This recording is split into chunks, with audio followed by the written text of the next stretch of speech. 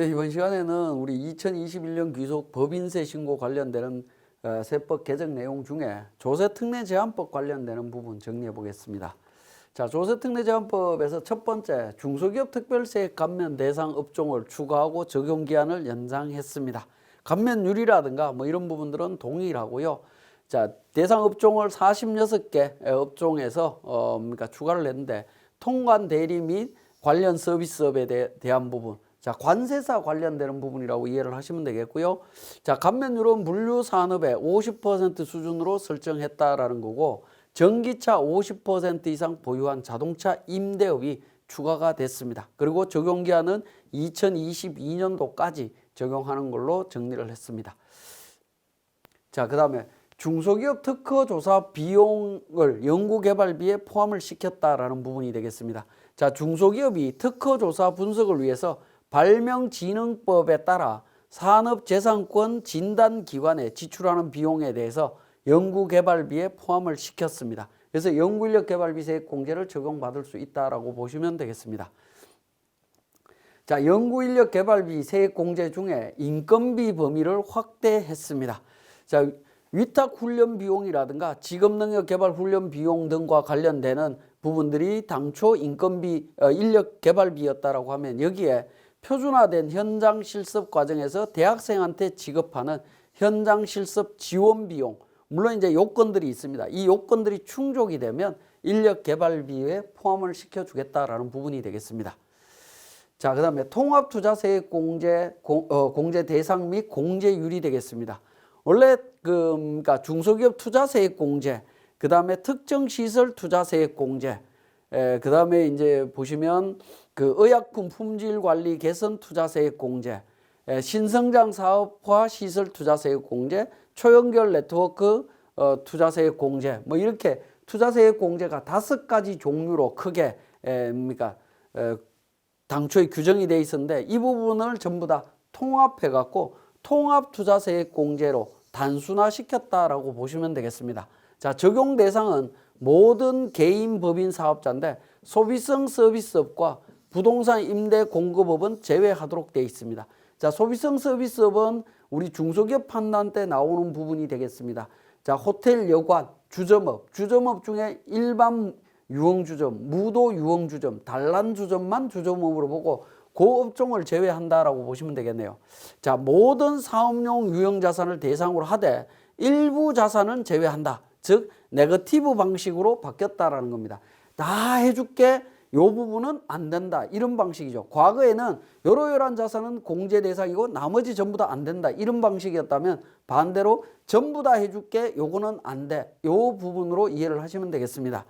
그래서 제외되는 부분이 건물, 구축물, 차량 운반구, 선박, 항공기, 비품, 요 부분이 제외되도록 되어 있습니다. 그렇지만 건물이나 구축물, 차량 운반구 같은 경우에 업종 특성상 그러니까 사용할 수밖에 없는 것들이 있다라는 거죠. 그런 경우에는 그러니까 예외적으로 공제를 받을 수가 있습니다.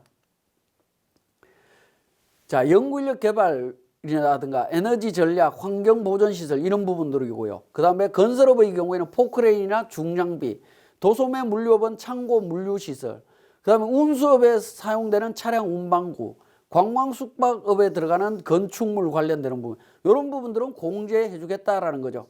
공제 대상이 됩니다. 그죠? 공제 대상이 된다라고 보시면 되겠습니다. 자, 그러면 이렇게 이제 투자를 했을 때 통합투자세액 공제의 세율은 어떻게 돼요? 공제율은 어떻게 되느냐면, 단기 공제분과 단기 기본 공제와 투자 증가분에 대한 공제로 구분을 하시면 됩니다. 단기 기본 공제는 투자 금액의 기본 공제율입니다. 중소기업인 경우 10%입니다.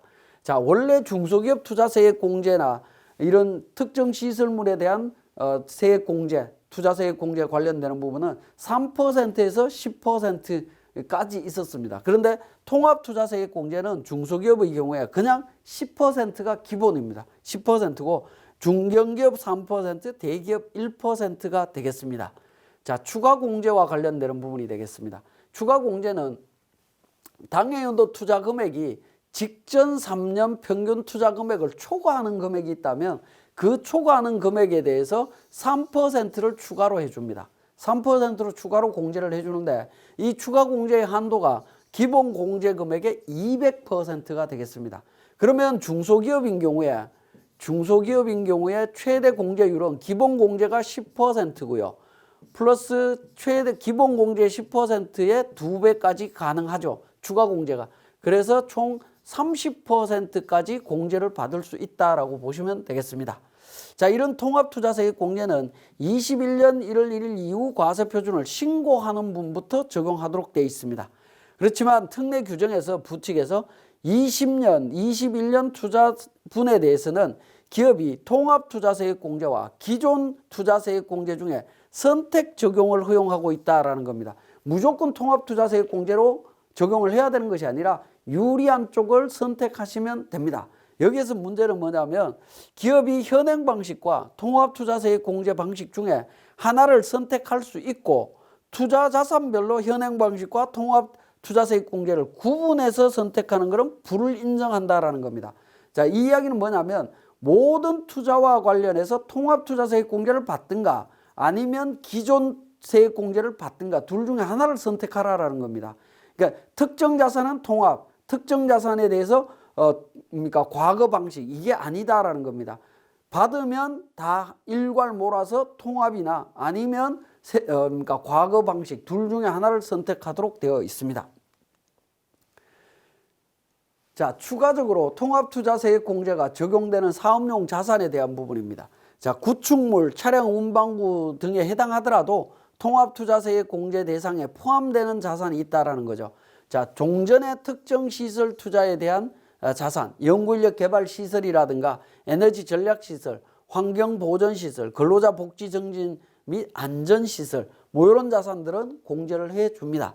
자, 그다음에 특정 업종별로 특정 특성을 감안해서 사업의 필수적인 자산, 즉 건설업인 경우에는 굴삭기나 뭐 이런 부분들, 건설 기계 장비가 있겠죠. 이런 부분으로 공제를 해줍니다. 우리가 차량 운반구에 포함이 된다 하더라도 공제가 된다라고 보시면 되겠는데 건설 기계 장비라고 하는 부분은 지방세법 시행규칙에 있는 건설 기계 장비를 의미합니다. 자, 도소매 물류산업인 경우에는 보관 창고시설, 운반용 화물 자동차, 보관 창고시설은 건축물에 들어갑니다. 건축물이지만 도소매 물류산업에 해당이 된다면 인정해 주겠다라는 거고요. 화물 자동차도 차량 운반구에 들어가죠. 해준다라는 겁니다.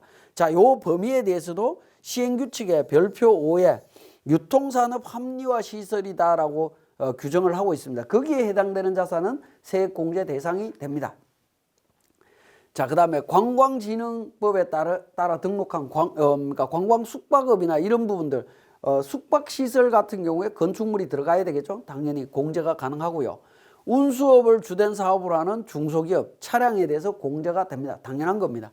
자, 그 다음에 중소기업이 사업에 직접 사용하는 소프트웨어 구입에 대한 부분도 투자세액 공제가 가능하다라는 겁니다. 통합투자세액 공제가 가능하다.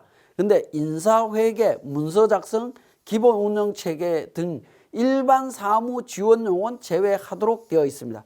그래서 우리가 아래 한글을 산다든가 그 엑셀 프로그램, 뭐 MS 오피스 프로그램, 그 다음에 윈도우 관련되는 프로그램, 뭐 이런 부분들을 구입하는 것들은 안 된다라고 보시면 되겠습니다. 자, 이것과 관련되는 부분은 21년도 1월 1일 이후에 과세표준 신고하는 부분부터 적용을 합니다. 그래서 2020년도부터 적용이 됐던 내용이고 21년도에도 적용이 됩니다.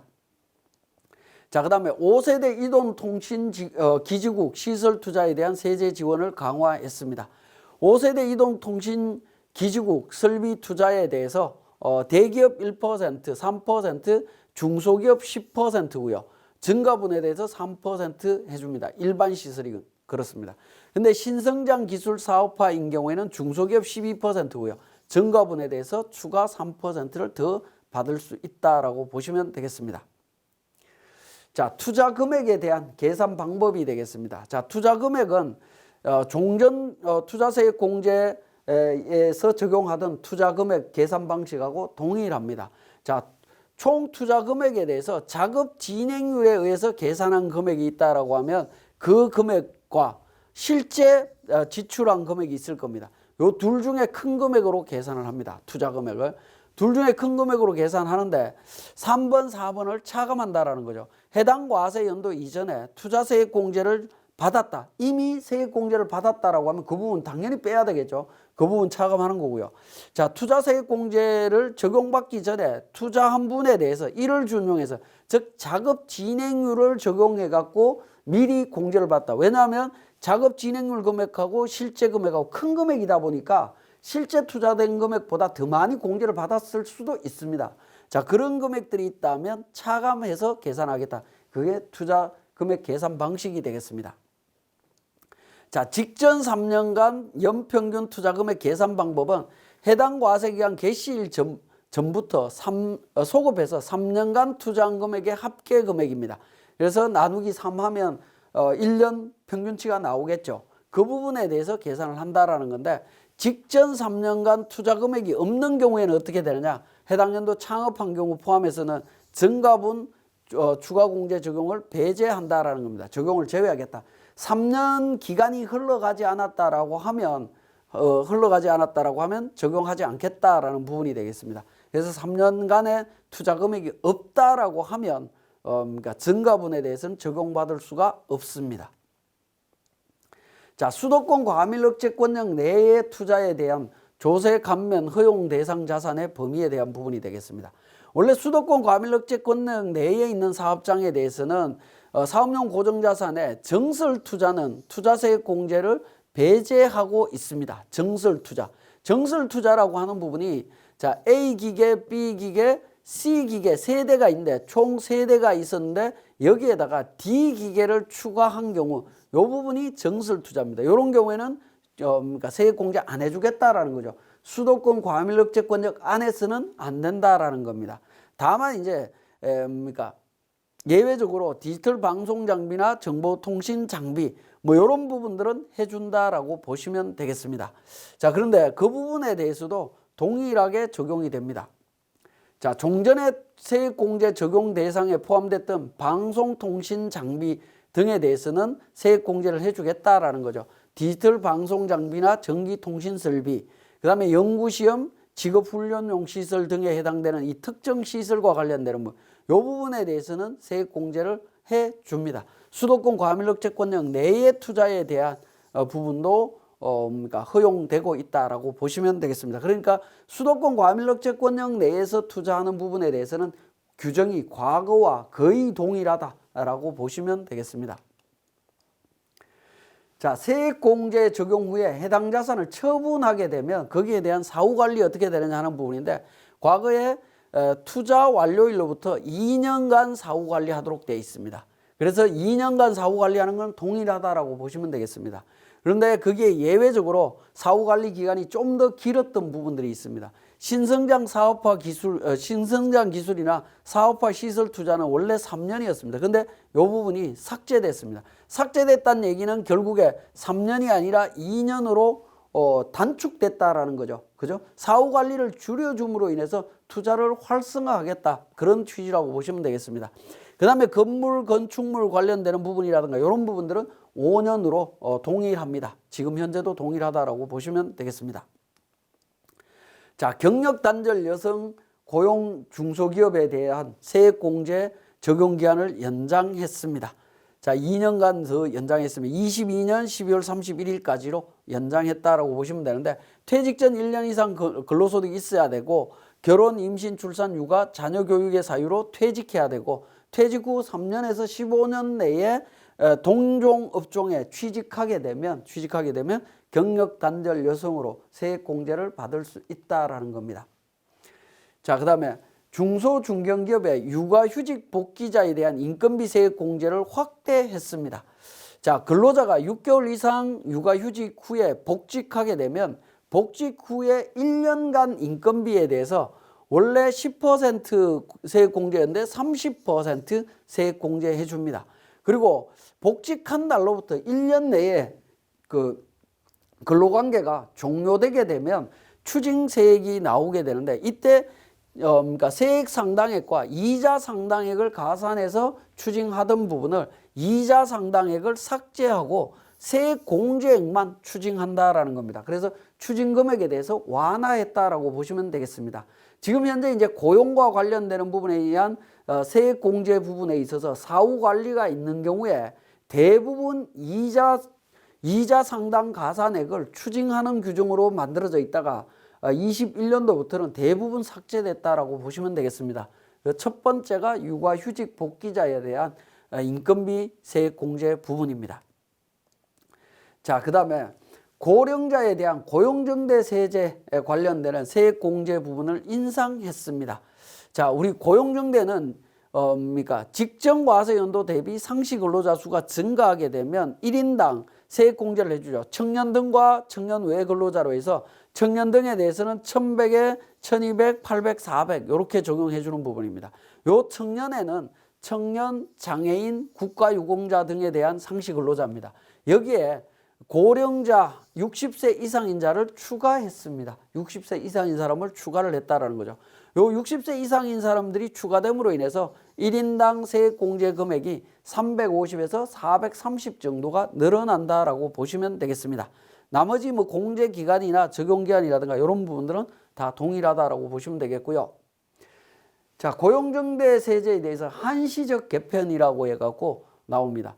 자, 고용정대 세액 공제에 대해서 세액 공제 근로자 수가 늘어나면 연간 400에서 최대 1200만 원까지 세액 공제해주고 있습니다. 이 내용들은 동일합니다. 공제기간 대기업은 2년, 중소 중견기업은 3년 동일하고요. 최초 공제받은 과세 연도 대비 2년 이내에 상시 근로자 수가 감소하게 되면 감소한 경우에는 세액 공제 금액을 공제받았던 부분을 납부하도록 되어 있습니다. 납부해야 되고요. 감소한 과세 연도부터 공제를 추가 공제를 안 해줍니다. 왜냐하면 3번 3년 동안 적용해 주는 부분을 감소되는 순간 그 뒤에 부분은 적용해 주지 않겠다라는 부분입니다. 그런데 2020년도에 코로나19로 인해서 경기 상황이 급격하게 하락하면서 고용이 많이 감소했습니다. 그 문제 때문에 2020년 고용 감소한 경우에는 사후 관리를 2020년은 적용하지 않고 1년 유예하기로 했다라는 겁니다. 1년 유예를 해주고 있습니다. 자, 감소 부분에 대해서는 세액 공제 부분에 대해서 추가 납부하는 부분 배제하고요. 감소했기 때문에 감소한 과세 연도부터는 공제는 미적용합니다. 추가 납부도 배제해 준다라고 보시면 되겠습니다. 그러니까 2020년도에 한해서는 세액 공제가 빠졌다라고 보시면 되겠네요. 자, 요 문제로 인해서 사후 관리가 조금 복잡해졌습니다. 복잡해졌기 때문에 요거는 우리 뒤에 본문에 가서 자세히 또 살펴보도록 하겠습니다. 자, 중소 중견기업의 비정규직의 정규직 전환에 따른 세액 공제 적용 기한을 연장했습니다. 자, 19년 6월 30일 현재 비정규직 근로자를 2020년도에 정규직으로 전환했을 때 세액 공제가 되는데 그 부분을 20년 6월 30일 현재 비정규직을 21년도에 정규직으로 전환을 하게 되면 전환 인원수의 1000만 원, 중견기업은 700만 원 세액 공제를 해줍니다. 그리고 정규직으로 전환을 하게 되면 2년 이상 근로를 계속해야 됩니다. 근데 그 안에 근로관계가 끝나게 되면 세액 공제액과 이자 상당액을 추징을 했습니다. 그런데 이자 상당액은 제외하고 세액 공제액만 추징하는 걸로 법을 개정을 했습니다. 자, 사회보험료 신규 가입자에 대한 사회보험료 세액 공제 적용을 정책 목적 달성으로 인해서 적용 기한을 종료했습니다. 전자신고 세액 공제 대상을 확대했습니다. 양도소득세 신고 관련되는 부분 건당 2만 원 세액 공제 적용받을 수 있습니다. 그렇지만 세무대리인도 적용받을 수가 있는데 세무대리인의 그 연간 공제 한도 300만 원, 750이 변동 없기 때문에 양도소득세 전자신고 세액 공제가 추가됐다 하더라도 큰 영향은 없을 걸로 보여집니다. 자, 조세특례제한법상의 세액 공제의 2월 공제 기간을 확대했습니다. 자, 납부세액이 없거나 최저한세가 적용돼서 공제받지 못하는 세액 공제 금액은 원래 5년간 공제가 됩니다. 5년간 2월에서 공제가 되고요. 창업 초기 중소기업인 경우에는 설립일로부터 5년 내인 경우에는 중소기업 투자는 7년, 연구인력 개발비 세액 공제 10년, 신성장 원천기술 연구인력개발비 세액공제 10년 뭐 이렇게 좀 복잡하게 돼 있습니다. 5년, 7년, 10년 이렇게 돼 있던 부분들을 그냥 10년으로 통일했다라고 보시면 되겠습니다. 10년으로 통일했고요. 자, 2021년 1월 1일 이후 과세표준을 신고하는 부분부터 적용하도록 되어 있습니다. 자, 2021년도 말에 신고 관련되는 주요 개정세법 내용이 되겠습니다. 2021년 12월 달에 우리 2020년도 적용되는 22년도에 적용되는 세법 개정 내용 중에 21년도 신고와 연관 있는 내용을 몇 가지 살펴보면 자, 국가전략기술연구인력 시설투자세액 지원을 강화했다라고 보시면 됩니다. 연구인력 개발비 세액 공제가 원래 뭡니까? 일반 연구인력 개발비와 신성장 원천기술 투자에 대해서 2단계로 적용을 해주고 있습니다. 연구인력 개발비하고 시설 투자에 대한 부분이 연구인력 개발비 세액 공제하고 통합투자 세액 공제로 이렇게 이제 구분해서 적용을 하고 있던 부분을 3단계로 바꿨다라는 거죠. 국가전략기술 단계를 신설해서 일반 신성장 국가전략기술이라는 걸 추가를 했습니다. 추가를 해서 연구인력 개발비 관련되는 부분은 신성장 원천기술 대비 10% 상향해서 적용을 해주고 있다라는 거죠. 원래 신성장 원천기술이 중소기업인 경우에 30에서 40%까지인데 국가전략기술은 40에서 50%까지 굉장히 큰 폭으로 지원을 해주고 있다. 이렇게 이해를 하시면 되겠습니다. 자, 시설 투자와 관련되는 부분도 신성장 원천기술 대비 3에서 4% 더 증가해서 추가해주고 있다라고 보시면 되겠네요. 국가전략기술이 6%에서 중소기업은 16%입니다. 거기에다가 증가분 4%까지 합쳐서 총 20%까지 가능하도록 되어 있다라고 보시면 되겠고, 자, 이때 이제 적용 시기는 2021년 7월 1일부터 발생돼서 지출되는 부분, 투자되는 부분, 2021년 7월 1일부터 적용이 된다라는 겁니다. 1월 1일부터 적용되는 게 아니다라는 거, 이것도 기억을 하셔야 되겠습니다. 자, 그 다음에 고용정대 세액 공제 금액 한시 상향했고 적용기한을 연장했습니다. 자, 모든 기업인데 소비성 서비스업은 제외한다라고 했고요. 상시 근로자 수가 직전 연도에 비해서 증가하면 세액 공제를 해줍니다.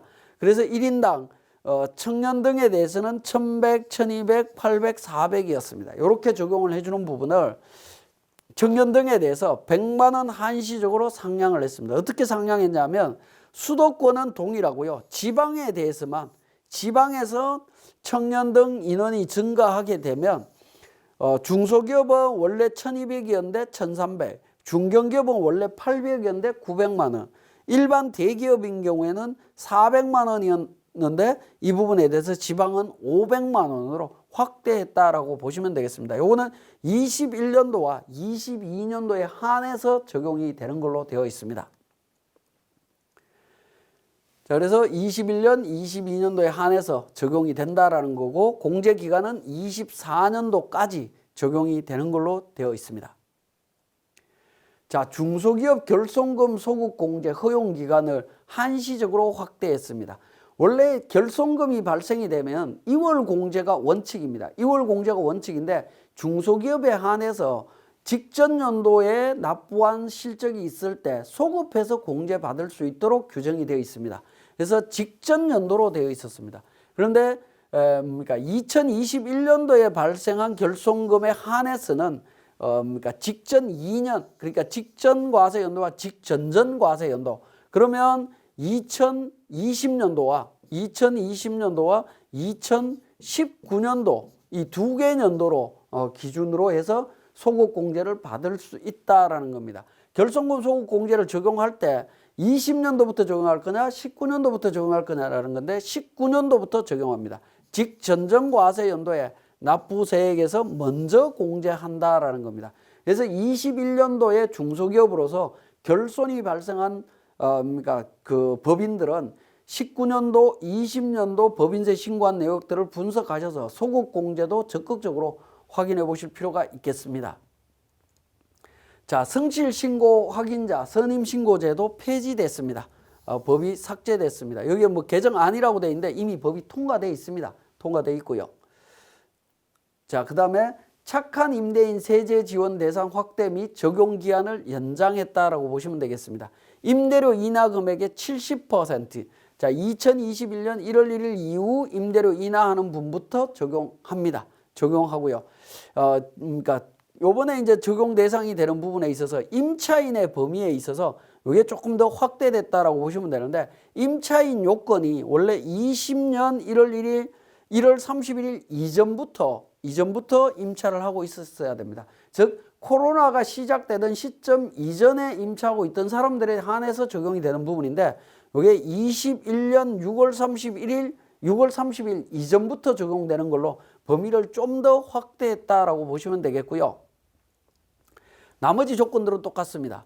그런데 폐업한 임차 소상공인은 어떻게 될 거냐 하는 건데, 폐업 전까지 1번부터 4번까지 요 요건들이 전부 충족된 상태에서 21년 1월 1일 이후 임대차 계약 기간이 남아 있다면 그러니까 세액공제 규정을 적용해 주겠다라는 부분으로 이해를 하시면 되겠습니다. 자, 지금까지 조세특례 제한법과 관련되는 개정 내용들 정리했습니다.